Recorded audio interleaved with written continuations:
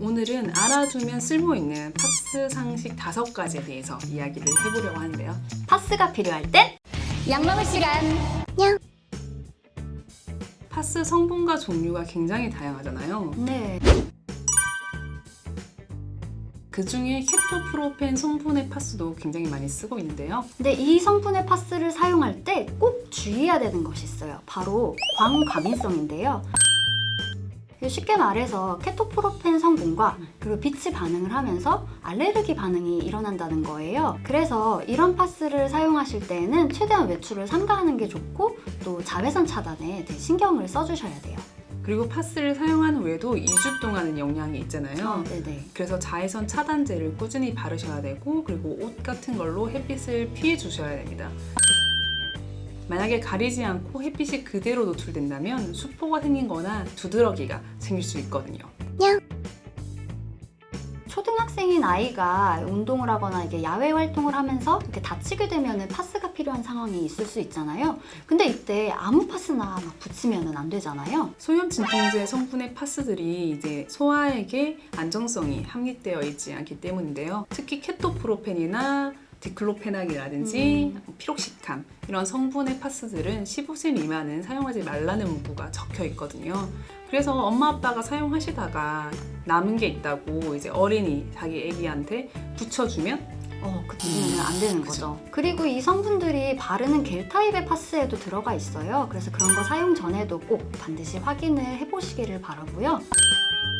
그래서 이제 아이가 타박상이 생기거나 근육통이 생겨서 파스가 필요한 상황이라면 이런 소염 진통제 성분이 들어있지 않은 그래서 멘톨이나 캄파 같은 성분으로 시원함을 주는 파스들을 선택하는 것이 좋고요. 또 아니면은 한방 파스 같은 거를 사용해서 증상을 좀 완화시켜 볼 수 있습니다.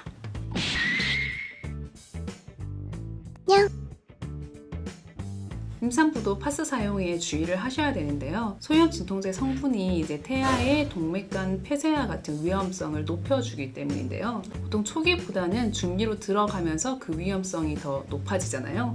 네, 그래서 6개월 이상이 된 인부 같은 경우에는 소염 진통제 파스를 사용하지 않으시는 게 좋습니다.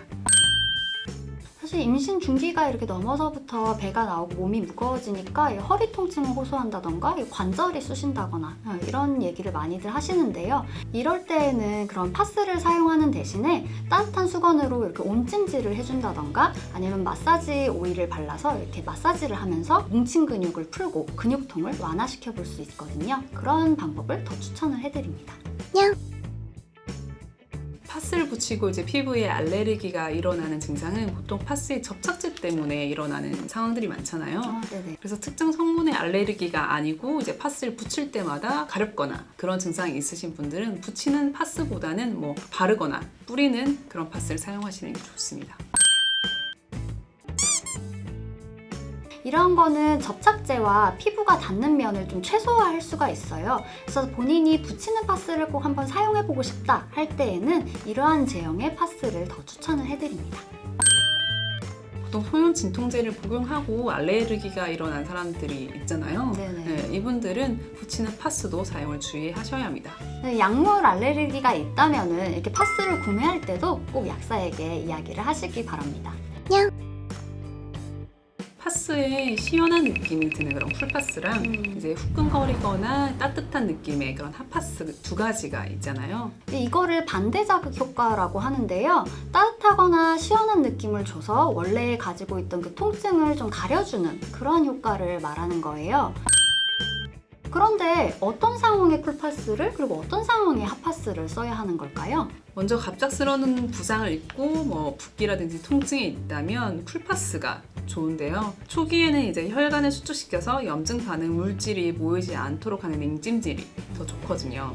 근데 만약에 이때 따뜻한 파스를 사용을 하게 되면은 증상이 더 악화될 수가 있죠. 불난집에 부채질을 하는 거랑 똑같거든요. 그리고 이제 핫파스 같은 경우에는 만성적인 관절 통증이라든지 그리고 계속 지속되는 신경 통증 이런 경우에 사용을 해보실 수가 있어요. 이때는 이게 혈관을 확장시켜서 혈액순환을 원활히 하는 온찜질이 더 효과적이거든요. 만약에 이런 뜨거운 열감이 너무 강하게 느껴진다고 생각이 되신다면 그때에는 한방 파스를 선택해서 혈액순환을 도울 수 있습니다. 파스를 붙이고 있다가 시원한 느낌이라든지 뭐 따뜻한 느낌이 사라지면은 약효가 다 됐다고 생각하시고 떼어내시는 분들이 있잖아요. 맞아요. 근데 요즘에 이렇게 파스를 보면은 시원한 느낌을 주면서 소염 진통제 성분이 같이 들어간 그렇게 해서 24시간 지속되는 파스 제품들도 많이 있어요. 그래서 그런 경우에는 시원한 느낌이 그렇게 사라졌다고 해서 바로 이렇게 떼어내실 필요는 없고요. 짧게는 8시간에서 12시간 정도 지속되는 파스들도 있고 길게는 48시간까지 유지가 되는 파스들도 있어가지고요. 제품을 잘 확인하시고 사용하시는 게 좋고 같은 성분이라도 파스의 뭐 기제라든지 아니면 조성에 따라서 또 달라지는 거잖아요.